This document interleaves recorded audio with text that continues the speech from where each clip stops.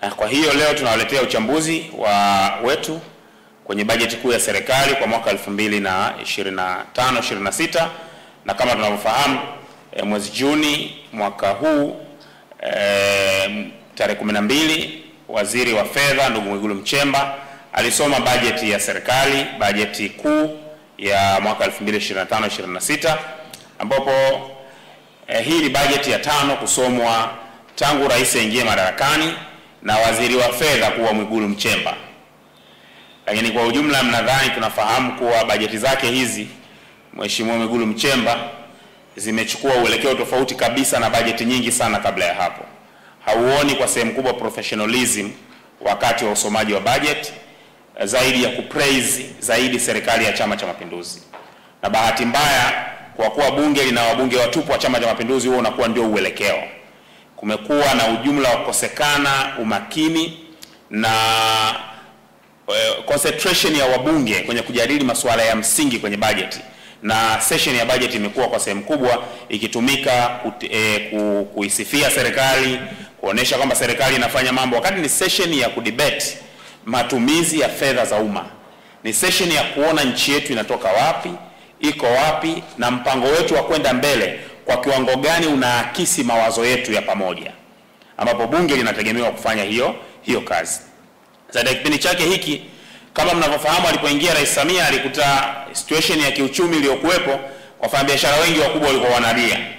Kwa mwelekeo wa budget zikawa kama kupraise wale wafanyabiashara wakubwa, na ikawa na dhana ile wachumi wanasema trickle down economics, ikitegemewa kwamba ukiwasaidia hawa wakubwa pengine wale watu wa chini watanufaika. Na umekuwa sasa ndio mwelekeo kwa miaka yote mitano, na ndio tunachokiona pia hata katika bajeti za sasa. Katika uchambuzi huu tunakwenda kuangalia kwa namna gani bajeti imegusa vya kutosha matatizo ya kupanda kwa gharama za maisha, kwa kuwa ni jambo moja kubwa zaidi linalowashughulisha Watanzania kwa sasa. Tutaangalia changamoto nyingine inayokabili wananchi wengi, kupatikana kwa huduma bora za afya kwa mfano, kwa namna hali ilivyo. Tutaangalia swala la ukosefu wa vifaa tiba na madawa hospitali, hali ikoje, ukosefu wa masuala ya ajira, na uchambuzi wetu kwa ujumla tunaona kwamba kwa mwaka huu ni wa uchaguzi. Kwa hiyo pia tutagusa masuala yanayohusu uchaguzi, kwa namna gani serikali imejiandaa na uchaguzi na Watanzania wanakwenda kuhudumia uchaguzi wa namna gani. Kwa tumefanya uchambuzi wa kina wa namna serikali inavyoiga au inavyopiga danadana kutekeleza miradi mbalimbali ya barabara na maeneo mengine. Mwisho, katika uchambuzi huu tumejaribu kutazama marekebisho ya kodi, tozo na makato ambayo kwa namna moja yameachwa bila kufanyiwa marekebisho au kuanzishwa mapya ambapo zinatoa maumivu kwa wananchi. Hivyo basi katika uchambuzi huu ACT Wazalendo tumeangazia kwenye maeneo 9 ambayo yanaonyesha ni dhahiri bajeti ya serikali haiendi kutoa nafuu kwa umma, inakwenda kuongeza maumivu na mzigo mabegani mwa Watanzania wenye kipato kidogo. Maeneo haya 9 ni haya yanayofuata.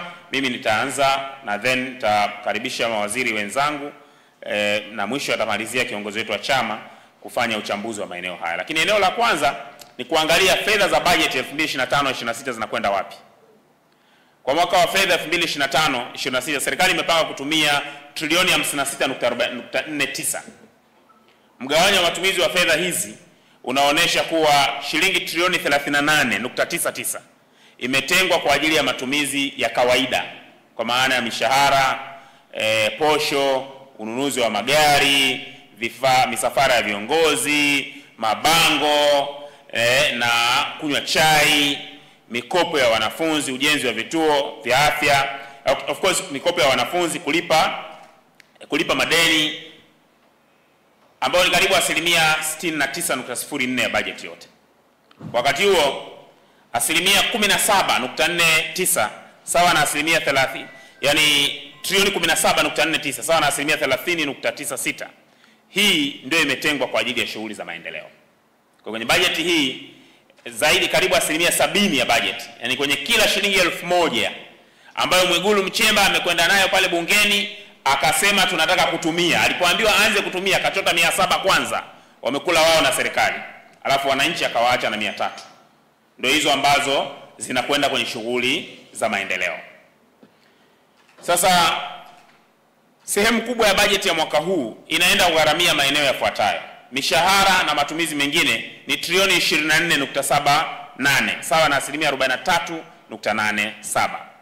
Lakini eneo jingine ni gharama za kuhudumia deni la taifa ambao ni trilioni 14.2 ambao ni sawa na asilimia 25.13. Na eneo la maendeleo kama nilivyosema ni trilioni 17.49 sawa na asilimia 30.96. Mgawanyo wa bajeti uliopelekwa kwenye matumizi ya maendeleo ya wananchi ni kiwango kidogo zaidi. Ukiangalia bajeti imetenga kiasi cha asilimia 30.9 tu ya fedha zote ili kupelekwa kwenye maendeleo. Kwa maana ya kila shilingi 100 ambayo tunakusanya, basi shilingi 70 inatumiwa na serikali yenyewe na shilingi 30 ndio inapelekwa kwa ajili ya maendeleo ya wananchi. Na ndio maana miradi ya maendeleo inasuffocate sana. Hali yetu kwenye maendeleo imekuwa ni ngumu sana. Wakati serikali imepanga kufanya matumizi kwa uelekeo huu, yani yenyewe serikali itakusanya trilioni 40. Makusanyo yetu ya ndani, angalia kitu kingine ambacho ni cha hatari sana kinachodepict hii budget. Makusanyo yetu ya ndani ambayo serikali inategemea itakusanya ni trilioni 40.466. Sasa matumizi yetu, haya matumizi ya kawaida ambayo yatatumiwa na serikali ni trilioni 38.99. Kwa hiyo maana yake ni kama kazi zote tutakazofanya hapa nchini mwaka huu, wakulima watafanya kazi, wavuvi watafanya kazi, wafugaji watafanya kazi, wafanyabiashara watafanya kazi, wafanyakazi wetu watalipa pay as you earn. Kila kitu tutakachofanya hapa nchini tukikamilisha, tukipeleka hazina kituletee maendeleo, chote kinaenda kuliwa na serikali.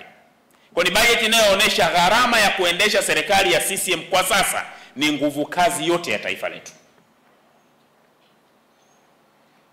Na shughuli za maendeleo zimeachwa kwenye mikopo na misaada. Kwa hiyo haya maendeleo tunayofikiria yatapatikana, hizo asilimia 30 zilizotengwa ni fedha ambazo zinategemea serikali kama itafanikiwa kukopa au tutapata misaada kutoka nje. Kwa hiyo ni bajeti inayotoa picha kuwa serikali ya CCM imeshindwa kabisa kuendesha nchi. Gharama ya kubaki na CCM madarakani kwa sasa ni gharama ya nguvu kazi yote ya taifa letu.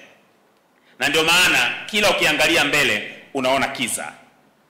Na hiyo ndio bajeti ambayo wakati Mwigulu anaiwasilisha, yani ile sifa za rais zimetajwa mara nyingi, sifa za CCM zimetajwa mara nyingi, kuliko huu ukweli ambao wabunge watakiwa wachangamshe bongo zao kuona wanafanyaje katika sura ya namna hii ambayo taifa letu inakabiliana nayo. Kwa ni bajeti, eneo la pili, bajeti hii haijibu. Kwa hiyo unaiona ni bajeti ambayo haijibu changamoto sugu zinazowakabili wananchi. Kwa sura ile ya bajeti ya mwanzo unaona kuwa changamoto sugu ambazo zinawakabili wananchi hazijibiwi na bajeti hii. Bajeti ya serikali kuu kwa mwaka wa fedha 2025/26 inaendelea kuonesha muendelezo au mwenendo ule ule wa bajeti ya mwaka uliopita. Yaani bajeti ambayo haijibu changamoto kubwa zinazowakabili wananchi kama vile elimu. Tutaendelea na uhaba wa walimu, tutaendelea na uhaba wa madarasa na vitabu. Tatizo la upungufu wa walimu katika shule za msingi na sekondari, juzi waziri wa elimu ile mwaka 2023 Wizara ya TAMISEMI ilisema walikuwa 279,000. Juzi waziri wa elimu anasema kwa sasa uhaba ni 268,000 baada ya wale waliowaajiri Januari. Kwa hiyo tuna uhaba wa walimu 268,000 kwenye mashule yetu. Lakini bajeti hii haisemi kama itamwajiri hata mwalimu mmoja. Yaani bajeti hii iliyopitishwa juzi na kina Mwigulu haiendi kutoa ajira kwa mwalimu hata mmoja. Kwa hiyo utakuwa ni mwaka mwingine wa kuacha watoto wetu hawana walimu. Ni bajeti ambayo kati ya fedha zote zile imetenga shilingi bilioni 58.2 kwa ajili ya ujenzi wa madarasa. Madarasa 6,358. Lakini uhaba wa madarasa ni madarasa 95,000. Kwa hiyo watoto wetu wataendelea kukaa chini ya miti hata baada ya bajeti hii ambayo imepitishwa kwa mbwembwe nyingi kuwa imepita. Eneo jingine ambalo ni muhimu sana kwa mahitaji ya watu ni gharama za matibabu. Ukubwa wa gharama za matibabu na kukosekana kwa mfumo bora unaoendesha sekta ya afya, hasa kutoa huduma kwa wananchi, unafanya maisha kuwa magumu sana. Sote tunafahamu Leo bodaboda anahangaika, lakini bodaboda akipata ajali, akiba yake ile aliyoweka kwa wiki, akienda naye hospitali, akirudi, kama sio michango ya bodaboda wenzake, atakufa sio kwa ule ugonjwa alopata kwa kuumia, atakufa kwa njaa. Gharama za matibabu ni kubwa sana. Bajeti hii haijengi mfumo utakaowahakikishia Watanzania kwamba basi angalau gharama za matibabu sasa serikali imezipa kipaumbele, basi Mtanzania anayehangaika kutafuta hela za kulisha serikali akiumwa angalau atapata matibabu hospitali. Mwaka huu serikali imetenga bilioni 57.8 kwa kutoa kwenye kodi ya vileo, vifaa vya urembo, vinywaji kwa ajili ya masuala ya madawa na vitu vingine, fedha ambazo hazitoshi. Na bajeti ya Wizara ya Afya imekuwa ikipungua kila siku kutoka bilioni 218 mpaka sasa bilioni 200. Yaani Watanzania idadi inaongezeka, matatizo yanaendelea kuwa magumu, tuna gharama za ununuaji shilingi na shuka. Kwa maana yake tunanunua madawa, yani hiyo pesa bilioni 218 iliyoweza kununua madawa miaka 5 iliyopita, leo ukiileta haiwezi kununua madawa sawa na yale, lakini sisi bajeti yetu inazidi kushuka. Ndio maana mahospitali hakuna madawa, hakuna vifaa tiba na kuna changamoto lukuki. ACT Wazalendo tumekuwa tukisisitiza kuwa na kuitaka serikali kuwekeza fedha ili kugharamia matibabu ya watu wote nchini bila kuwepo kwa matabaka, yani ubaguzi kati ya mwenye fedha na asiyekuwa na fedha. Na tumekuwa tukisisitiza kuwa ili kuepukana na mfumo huu kandamizi unaonyanyasa watu wakiwa wanaumwa, ni vema serikali ikaadopt hifadhi ya jamii ili kila Mtanzania aingizwe kwenye hifadhi ya jamii na serikali ichangie na fedha kutoka kwenye hifadhi ya jamii zipeleke kwenye mfuko wa bima ya afya ili kila Mtanzania akiumwa aende hospitali na akapate matibabu. Bahati mbaya sana serikali imeweka pamba, matokeo yake sasa hivi tuna mfumo wa bima ya afya ya vifurushi, haumhakikishii yeyote kupata matibabu, bado ukienda inategemea na hali ya hospitali siku husika na unaumwa nini. Hata yule mwenye bima inategemea amekwenda hospitali akiwa anaugua ugonjwa gani. Vinginevyo ataambiwa ugonjwa huu hautibiwi kwa bima ambayo umeikata. Na huo ndio mfumo ambao bajeti hii inaendelea kuungangania. Bajeti ambayo imepigiwa makofi, lakini bajeti inayoendelea itakayoendeleza utaratibu wa kuzuia maiti hospitali, ni bajeti itakayoendeleza utaratibu wa kufukuza wagonjwa hospitali kwa sababu hawana fedha, ni bajeti itakayoendelea kuwaweka mahabusu wagonjwa walioshindwa kulipia gharama za matibabu baada ya kuwa wamepona, wakiwekwa mahabusu kwenye hospitali na vituo vya afya mpaka pale ndugu zao watakapouza mali za huko nyumbani waje kuwakomboa ndugu zao kwenye hospitali. Ndio bajeti iliyopitishwa na serikali au iliyowekwa na waziri wetu wa fedha na ikashangiliwa tu pale bungeni badala ya kujadili masuala haya ya msingi. Lakini eneo la tatu ni uhaba wa wataalamu wa afya, dawa, vifaa na vifaa tiba. Hii bajeti haijapitisha kumwajiri mhudumu wa afya hata mmoja. Hivi tunavyozungumza takwimu zinaonyesha tunao wahudumu wa afya 129,029 kati ya wahudumu 336,000 wanaotakiwa. Kwa hiyo tuna uhaba 348,000 wanaotakiwa. Tuna asilimia 36 tu ya wahudumu wote wa afya wanaotakiwa hapa nchini. Kuna uhaba wa zaidi ya wahudumu 200,000 kwenye sekta ya afya. Bajeti hii haiendi kuondoa hiyo changamoto. Ndio tukieleza kwamba hali tulionayo sasa ya vituo, zahanati na hospitali zetu ni hali ambayo mtaalamu mmoja analazimika kutoa huduma ya taaluma nyingi sana. Ukienda kwenye zahanati zetu vijijini unakutana na muuguzi ambaye yeye anafanya kazi ya uuguzi, anafanya kazi ya udaktari, anafanya kazi ya utaalamu wa maabara, anafanya kazi ya mtaalamu wa madawa, mfamasia, na anafanya kazi ya kalani, mwandikishaji, mtunza rekodi za hospitali. Bajeti hii inakwenda kuacha hali hiyo katika kipindi kinachokuja. Bado tutakuwa tuna tatizo kubwa la madawa hospitali, bado ni bajeti ambayo haiajiri vijana ambao wako mtaani wana ajira na hawaja wamepata taaluma ya afya na hawana ajira. Eneo la 4 ni kupanda kwa gharama ya mafuta ya petroli, dizeli na mafuta ya taa. Bajeti hii imeendelea kuacha tozo kubwa ya mafuta, ambapo kwenye kila lita moja ya mafuta inatozwa shilingi 1447. Yaani mafuta yetu haya ambayo tunauziwa leo, shilingi 1447 ni tozo. Bajeti tulionayo inaacha hiyo tozo. Pamoja na ukweli kwamba kupanda kwa gharama za mafuta kuna athiri maeneo mengi, bajeti haikujishughulisha na hali hiyo, na hata katika wakati huu ambapo tunajua tayari kuna mlango mmoja wa mafuta unapata matatizo huko, watu wanaingia kwenye mavita, nchi zinachukua tahadhari. Sisi tunapitisha bajeti ambayo bila kujua kwamba hiyo wiki iliyopita tu hapa, baada ya vita hivi vinavyoendelea kule Israeli na Irani, imepandisha bei ya mafuta kwa 7% kwenye soko la dunia. Sisi tunapitisha bajeti ambayo ina matozo haya na hatuchukui tahadhari. Ile ruzuku ambayo serikali iliiweka wakati ya matatizo ya Russia na Ukraine yameanza kwenye mafuta, ambayo walipandisha bei ya mafuta, serikali imeitoa. Sasa hivi hakuna ruzuku, imebakisha tozo pamoja na mazingira tuliyokuwa nayo. Kwa ni bajeti ambayo inaendelea kutuacha na bei ya juu ya mafuta, na kwa hiyo inatupa hakika kwamba bei ya bidhaa muhimu itaendelea kuwa juu, sababu usafirishaji wa bidhaa utakuwa wa gharama kubwa sana. Lakini bajeti hii haizungumzii chochote kuhusiana na ajira. Ukiangalia hii bajeti na ajira, tatizo kubwa lililopo kwenye nchi yetu, bajeti hii imeliacha. Serikali badala yake ya CCM imeenda kufanya hadaa. Tusikiliza waziri mkuu, tumsikiliza waziri wanasema CCM imeajiri kwenye kipindi hiki cha miaka 5 ajira rasmi milioni 8.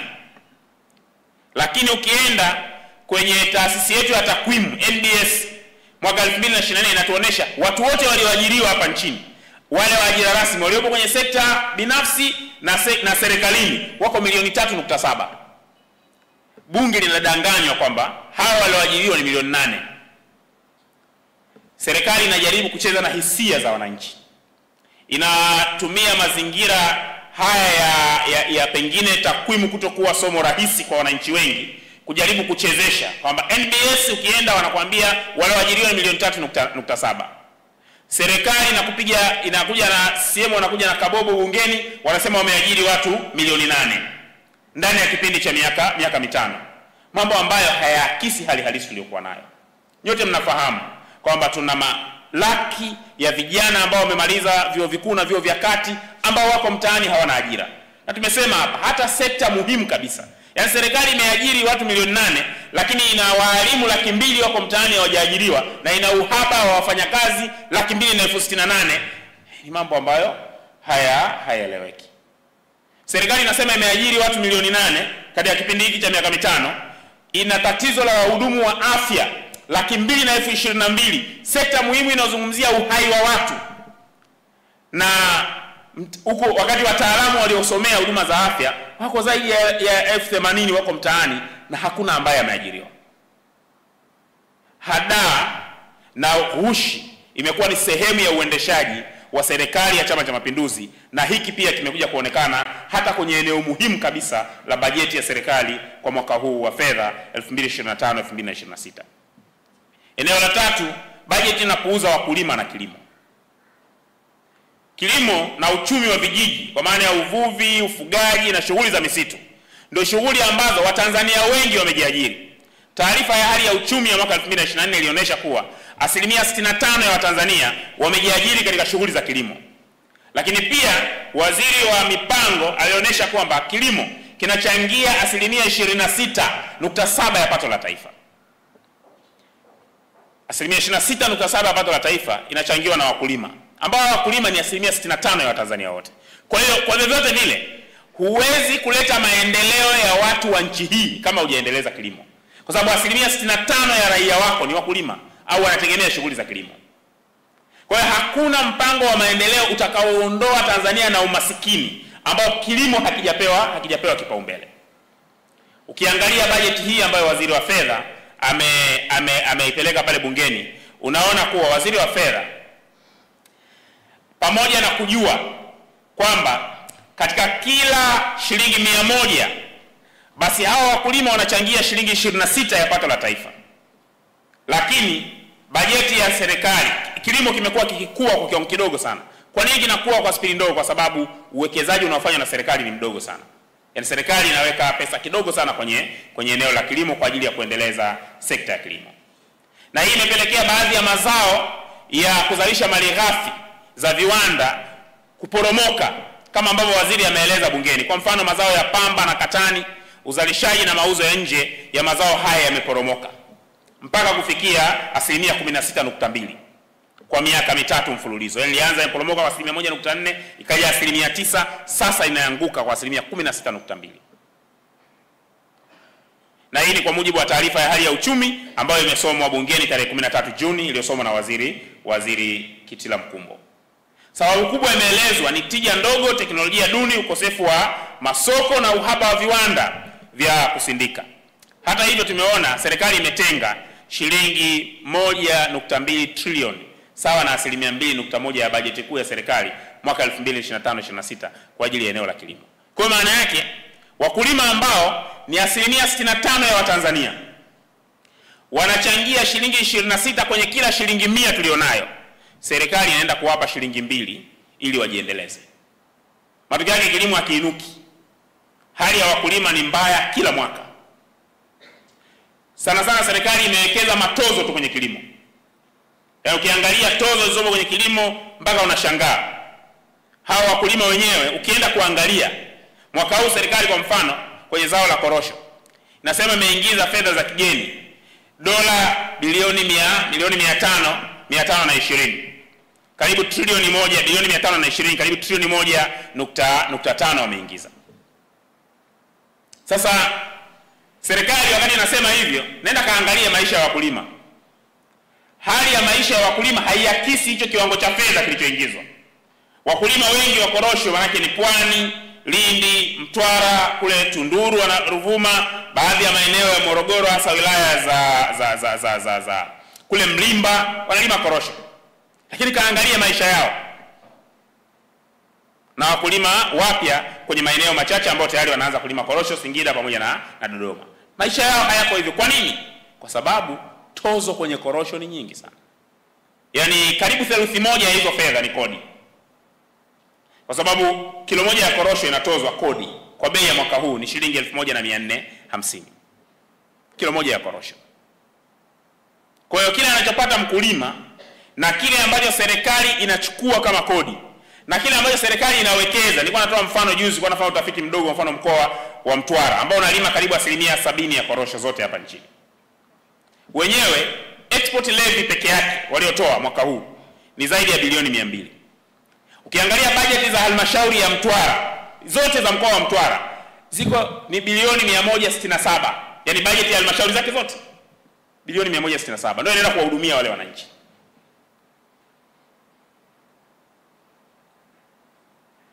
Hii fedha tunasema zaidi ya bilioni 500 ya tozo hii.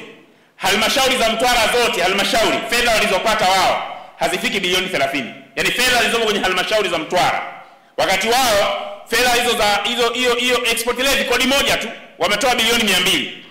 Fedha za kodi ya korosho ambazo zimeachwa halmashauri hazifiki bilioni 30 kwenye halmashauri zote. Kwa hiyo maana yake ni aina ya bajeti ambayo inaacha maumivu makubwa kwa wananchi, hata kwa shughuli za maendeleo ambazo basi angalau zingewasaidia. Serikali inachukua inakwenda kupeleka kwenye kuendesha serikali na kuwaacha wakulima wakiwa na hali ngumu sana. Lakini bajeti hii kumekuwa na kuongezeka kwa kasi, imeonesha kuongezeka kwa kasi kwa deni la taifa, jambo ambalo ni hatari sana. Bajeti imetueleza kuwa serikali imefikia deni la taifa, deni la serikali limefikia shilingi trilioni 107.7 ikilinganishwa na shilingi trilioni 91.7 Machi mwaka 2024. Hili ni ongezeko la shilingi trilioni 16 sawa na 17.23 kutoka mwaka wa fedha uliopita, ambapo deni la nje ni trilioni 72.94 na deni la ndani ni trilioni 34.76. Kasi hii ya ukuaji wa deni la serikali kwa awamu ya 6 chini ya Rais Samia kwa miaka 4 imekuwa kubwa sana. Na hata ukisoma saikolojia, ukiona facial expression ya waziri wa fedha wakati anaelezea, anajua kwamba wanakopa sana. Unajishangaa tu ni kuona kuwa hawashughulishwi na kwa nini wanalazimika kukopa kwa kiwango hicho. ndani ya miaka hii minne mitano ya Rais Samia wamekopa karibu trilioni 52. Hii ni spidi kubwa sana ambayo haijawahi kutokea tangu tumepata uhuru, ambayo inaakisi kwa kweli hali mbaya ya uchumi wa taifa letu, na inabebwa na ule ukweli tuliouona kwamba shughuli zote za maendeleo zinategemea mikopo, kwamba ili walaghai wananchi kwamba ile bajeti inahusiana na wao, inabidi uoneshe kuna mambo ya maendeleo utakayofanya. Kwa kuwa gharama ya kuendesha serikali ndio kazi zote wanazofanya wananchi, inabidi uwekeze fedha nyingi ukakope. Tumefika mahala ambapo waziri kabla hajaenda kuwasilisha bajeti anaanza kukariri maneno ni himilivu, tunafanya maendeleo, yani ndio anayoyakariri.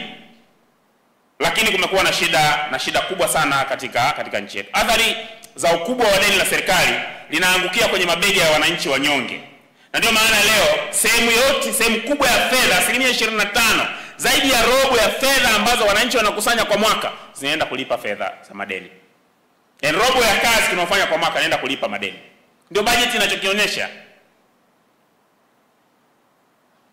Makato katika huduma muhimu kama vile umeme, elimu, afya na maji kwenye mazao ya kilimo ni ili kulipa madeni haya.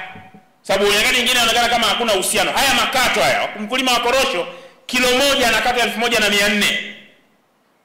Anaenda kulipa deni. Ndio maana yeye mwenyewe kwenye halmashauri yake anaachiwa shilingi 200. Serikali kuu inachukua kama 1250 inaenda kulipa madeni. Kwa hiyo hata yule mkulima zile fedha anatoa hazina uhusiano. Nitoa mfano hapa wa kijiji cha Nambao kiko pale Mtama, halmashauri ya Mtama kwa kaangu Nape. Kile kijiji kinazalisha korosho tani 1000 kwa mwaka. Kwa bei hii maana yake wale kwa mwaka wametoa kodi yao waliotoa ni bilioni 1 na milioni 400. Lakini shule yao ya msingi vyoo wamesaidiwa na kanisa la Anglikana. Yaani vyoo watoto ili wawe wanatumia vyoo inabidi wasaidiwe na kanisa la Anglikana vile vyoo. Madarasa yale ya shule ya msingi pale Nambao, mvua ikinyesha maji, yani walimu wanawarudisha watoto nyumbani kwa sababu mvua inanyesha ndani ya madarasa. Kama wangeachiwa basi angalau nusu ya zile fedha, angalau watoto wao wangekuwa wanasoma kwenye mashule ambayo yana nafuu, angalau wanaweza kukaa ndani. Hawana kompyuta basi za kusoma kama watoto wengine kwenye maeneo mengine. Basi angalau hilo darasa la kukaa na kumsikiliza mwalimu na chaki wangekuwa nalo. Serikali imeshindwa kupeleka walimu shuleni kwao. Hakuna walimu. Hiyo shule ina wanafunzi zaidi ya 1000, ina walimu 5 tu. Basi angalau wangeweza kuchukua hata walimu wa muda, wangekuwa wale walimu wa kujitolea wanawawezesha waweze kubaki pale shuleni kama wangeachiwa hizi fedha. Lakini fedha hizo zinachukuliwa zienda kulipa deni la serikali.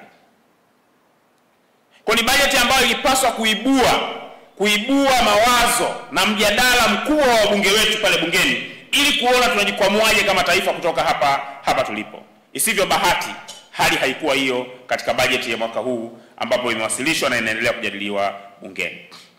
Lakini bajeti inaeleza katika miaka minne ya baraza tumekuwa tukionyesha moja kati ya sababu zinazotajwa za kuongezeka kwa deni la taifa ni kuporomoka kwa shilingi. Lakini sisi tumekuwa tukionyesha mara kadhaa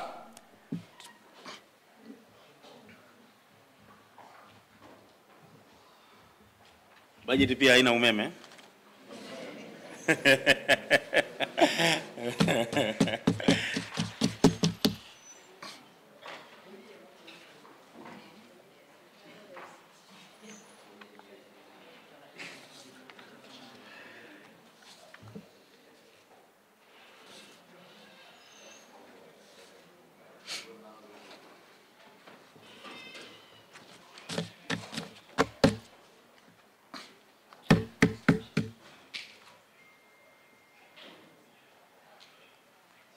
Nafikiri tunaweza kuendelea pande sawa.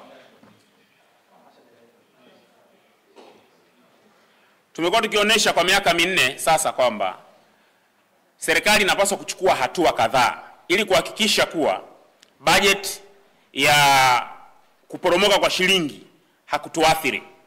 Ukiona budget hii pamoja na maelezo kwamba deni limekuwa kwa sababu shilingi imeshuka, hauoni budget ikiwa na mkakati wa kupandisha thamani ya shilingi. Na tulionyesha mambo ambayo itakiwa kutazamwa kwa ukaribu ili angalau kutoka hapa tulipo. Tulionyesha kwa mfano ni lazima kuongeza mauzo ya bidhaa za kilimo nje ikiwemo kuongeza thamani ya mazao. Budget ya reflect hilo jambo. Tulionyesha kuwa ili kuinusuru shilingi yetu na utegemezi wetu wa dola, tuweke nguvu kubwa kwenye mradi wa Mchuchuma na Liganga ili kuzalisha bidhaa za chuma kwa matumizi ya ndani na nje. Serikali inaonyesha tunatumia karibu dola za Kimarekani bilioni 1.2 kuagiza chuma. Yaani sisi tunaagiza chuma kwa kutumia dola za Kimarekani bilioni 1.2 kila mwaka kwa mujibu wa takwimu za serikali. Lakini wakati huo sisi tungekuwa tuna mradi pale Liganga tungeufanyia kazi, maana yake chuma kingekuwa tunazalisha ndani, tusingetoa hizi fedha au tukatumia fedha za kigeni, badilisha fedha zetu kwa fedha za kigeni kwa ajili ya manunuzi ya chuma, na pia sisi tungeuza chuma. Lakini hakuna ambacho kimefanyiwa kazi. Eneo jingine tulisema serikali harakishe mradi wa kusindika gesi asilia wa Lindi LNG. Mradi huu tulisema ni matrilioni ya fedha, makampuni yalishakuwa tayari, serikali inapiga danadana. Matokeo yake leo wenzetu Msumbiji wameanza kuuza gesi. Sisi tuligundua gesi kwanza, na makampuni yale ambayo yalikuwa kwenye mkataba na sisi kwa maana ya Akwina na Shell ndio ambayo sasa yameenda kuanza na mradi wa uzalishaji wa gesi Msumbiji kabla yetu sisi. Tena ni eneo ambalo ni kilomita 86 tu kutoka pale ambapo sisi tunatakiwa tuzalishe gesi. Serikali imejikuta sasa hivi imekuwa ni mtu ambaye imekosa ile bargaining power kwenye huu mradi. Sababu ile makampuni yanazalisha tayari Msumbiji wakati mna bargaini sasa hivi, na moja kati ya mambo ambayo hawayasemi lakini ukweli ni kuwa Waziri Makamba alifika level ya kuingia dili. Halafu alipokuja tu Biteko akaona kwamba hii tunaingia dili hii na haya makampuni faida ni ndogo, wakaanzisha mazungumzo upya. Wengine wakatishia kujitoa na matokeo yake tumekwama mpaka leo. Ile story ya kwamba tutasaini mkataba host government agreement itakuwa lini haipo. Lakini serikali amekuwa wiki kwenye kujadili kwa sababu ni serikali hii ya CCM ambayo badala ya kubagaini ili mradi uanze waliacha mpaka mradi umeanza. Makampuni haya tayari yanafanya hiyo biashara Msumbiji. Hawako kwenye uhitaji mkubwa kama ilivyokuwa mwanzo ambao sisi tulianza uwekezaji, tulishagundua gesi na ilikuwa kazi yetu ni kuhakikisha kwamba tunakwenda kufanya kazi. Matokeo yake mradi huu umebaki kuwa ni story tu. Ndio nishauri kuwa serikali lazima ipigane kuhakikisha kwamba mradi huu unaanza kutekelezwaji wake ili kuongeza kiwango cha fedha za kigeni na kuepukana na utegemezi. Na tulisema mradi huu ungeambatanishwa kwa mfano na ungeunganishwa na kiwanda cha mbolea. Sisi tunaagiza mbolea kwa mujibu wa takwimu za serikali tunatumia bilioni 900 kila mwaka kuagiza mbolea nje ya nchi. Lakini tungekuwa na huu mradi ungetekelezwa, ungefungamanishwa na kiwanda cha mbolea ambapo mbolea ni hizi gesi. Kwa hiyo tungekuwa na kiwanda cha mbolea, tungezalisha wenyewe hapa ndani mbolea na tungeuza kwenye mataifa ambayo yanahitaji mbolea, na mataifa zetu jirani wengi sana wananunua mbolea kutoka nje. Sisi tungekuwa tunazalisha wenyewe na tunauza, na kwa hiyo tungetufanya angalau tuepukane na hili anguko kubwa la shilingi na utegemezi mkubwa wa fedha za kigeni ambao unatufanya tusitoke hapa tulipo. Deni la taifa linakuwa na tumebaki kusema tu kwamba shilingi yetu inaporomoka. Lakini eneo jingine ilikuwa ni kuboresha miundombinu na vivutio vya sekta ya utalii ili kuongeza idadi ya watalii maradufu ya idadi ya sasa. Hili ni eneo ambalo tulisema likifanywa kazi tuongezea pia fedha za kigeni na kutuepusha na hii kuporomoka kwa shilingi. Lakini eneo jingine ambalo tumelieleza mara kadhaa ni kuongeza ufanisi katika bandari zetu ili kufaidika na uchumi wa jiografia na potential ya geopolitics ya bandari yetu. Inaonyesha kwamba tungeweza kutuingizia fedha za kigeni zaidi ya dola bilioni 12 kwa mwaka. Sasa hivi tuko chini ya robo ya hizo fedha.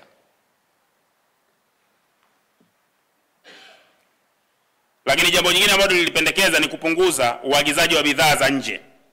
Na tulipendekeza kuwa magari yote ya serikali yaanze kutumia gesi asilia CNG. Na tukasema ili kutekeleza hili, bohari zote za serikali zifunge mashine zitakazoweza kujaza gesi ya CNG kwenye magari ya serikali. Na hii ingepunguza kwa mfano matumizi. Kwanza tunaagiza mafuta mengi sana nje ya nchi. Kwa tungekuwa hatutumii mafuta. Magari yote ya serikali yangekuwa yanatumia gesi tunayo wenyewe. Ya sisi tuna gesi hatuitumii. gesi hii ingekuwa tunaitumia angalau basi kuendesha magari ya serikali, kupunguza gharama, zaidi ya bilioni 500 kwanza zingekuwa saved kwa mwaka za uendeshaji wa magari ya serikali. Lakini pia tusingekuwa tunaagiza mafuta kwa dola nje ya nchi, kwa sababu tungepunguza uhitaji mkubwa wa dola kwenye matumizi yetu ya ndani. Kwa hiyo tukasema ni muhimu bohari zote za serikali zifungwe mitambo ya kujaza gesi asilia ili kuhakikisha kwamba tunaweza kufanya jambo hili. Lakini jambo la tatu, serikali ifanye marekebisho ya sheria mbalimbali za kodi zinazohusisha kampuni za kimataifa ili kuzuia kumomonyoa wigo wa kodi, kwa maana ya base erosion and profit shifting kunakofanywa na kampuni hizi. Hili linawezekana kwa serikali kuchukua hatua ya kupitia mikataba ya kodi, kwa maana ya double taxation treaties ambayo Tanzania iliingia na nchi nyingine duniani. Mwisho, waziri anajua mikopo sio njia sahihi kutokana na ukweli kuwa inatuweka kwenye utegemezi wa kibajeti na kusuasua kwa utekelezaji wa malengo ya taifa. Kujifaharisha katika bunge na umma kwamba tunaelekea kuzuri ni kutaka kusafisha makosa yanayofanywa na serikali ya CCM ambayo wananchi hawatakiwi kuyakubali.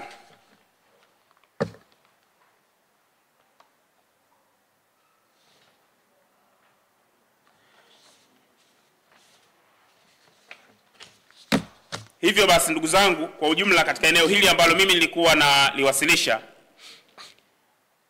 tumeona maeneo manne ya awali ambayo matano ya awali ambayo nimeainisha, na tumejaribu kuona kwa pamoja kwa nini tunaona kuwa bajeti hii haijibu kwa sehemu kubwa changamoto ambazo wananchi wanakabiliana nazo. Na tumetoa wito wa kuhakikisha kuwa kuna marekebisho yanafanyika na budget session zisigeuke kuwa ni maeneo ya mapambio kwa serikali. Kipindi pekee ambacho bunge linapaswa kuwa serious, linapaswa kuwa na mijadala komavu, mijadala inayoweka maslahi ya taifa mbele, ni kipindi cha kujadili bajeti. Kwa sababu ni baada ya hapo hatima ya Tanzania huamuliwa. Ni baada ya bajeti hii ndio ukweli kwamba pamoja na makelele yote kwamba wameajiri watu milioni 8, mwaka ujao hawatawaajiri walimu. Mwaka ujao hawatawaajiri wahudumu wa afya. Na tutazikuta kwamba tunazidi kuwa na wakati mgumu. Baada ya wasilisho langu hili, nimkaribishe sasa waziri wetu wa